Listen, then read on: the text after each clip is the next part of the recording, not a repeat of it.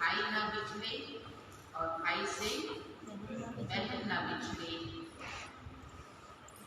ये वचन। तो कहानी में कहते हैं कि यम ने वचन दिया कि जो भी भाई बहन यमुना में स्नान करेंगे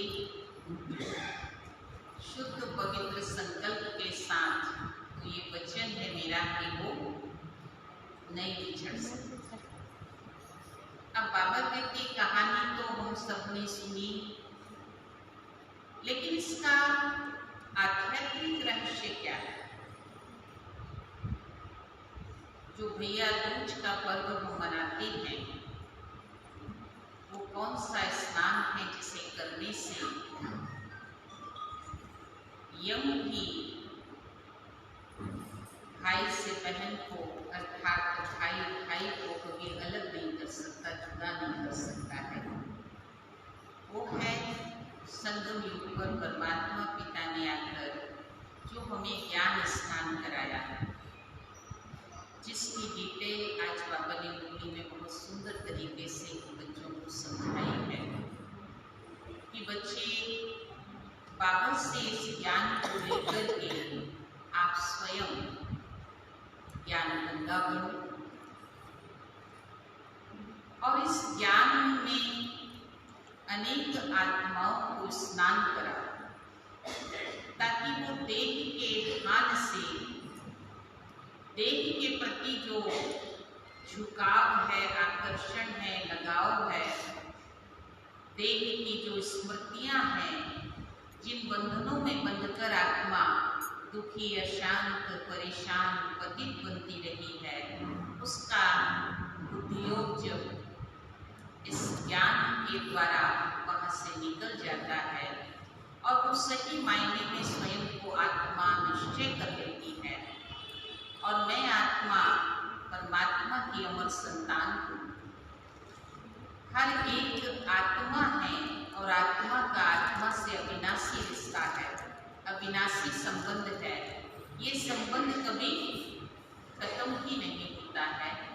जो ऐसे भाई बहन अर्थात संगम युग पर प्रजापिता ब्रह्मा के बच्चे बहन और भाई ये ईश्वरीय संदेश सुनाते हैं, स्वयं ज्ञान स्नान करते हुए अनेकों को ज्ञान स्नान कराते हैं।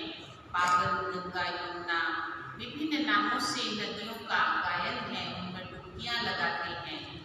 तो यम भी अर्थात ऐसी आत्मा तो अमर है, उसे तो मृत्यु भी कभी अपने आगोश में ले ही नहीं सकती है।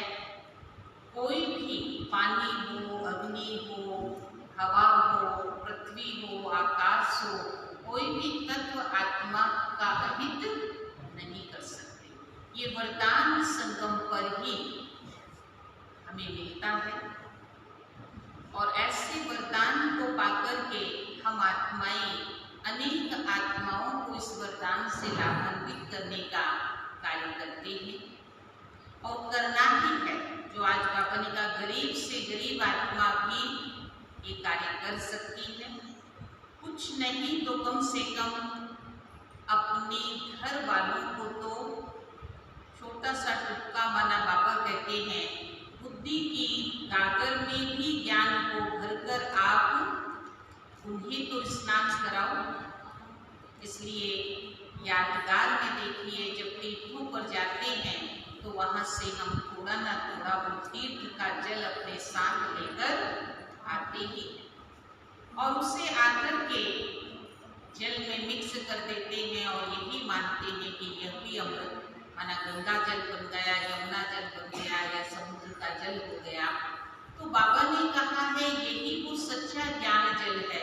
जब ये बुद्धि में भरकर आप दूसरों को बांटते हो, उनको भी ज्ञान का स्नान कराते हो, तो वह भी पतित आत्मा पावन बन जाती है, वो भी पुण्य आत्मा बन जाती है, वो भी श्रेष्ठ आत्मा बन जाती है। जो आपको परमात्मा पिता से इतना उज्जवल और दिव्य ज्ञान मिल रहा है, इस ज्ञान को बांटने से बढ़ता है। इस ज्ञान को जितना फैलाते उतना ही हमारा जीवन महान बनता जाता है।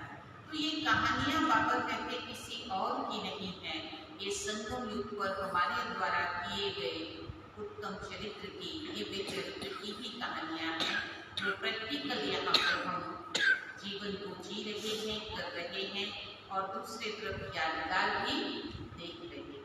तो जो बाबा के बच्चे, जो भाई बहने अनेक आत्माओं को ये ज्ञान स्नान कराते हैं, संग संग स्नान करते हैं ज्ञान का, वो कभी भी बाबा ने कहा काल मृत्यु को, असमय मृत्यु को या ऐसे आत्मा परमात्मा से नहीं बिछड़ेगी। आत्मा का प्रेम कभी खत्म नहीं हो सकता है, आत्मिक प्रेम से भरपूर होती है आत्मा। और ऐसी ही आत्माओं को परिवार का प्यार, परमात्मा प्यार सहज मिलता रहता है। तो अन्य लोग भाई दूज और साथ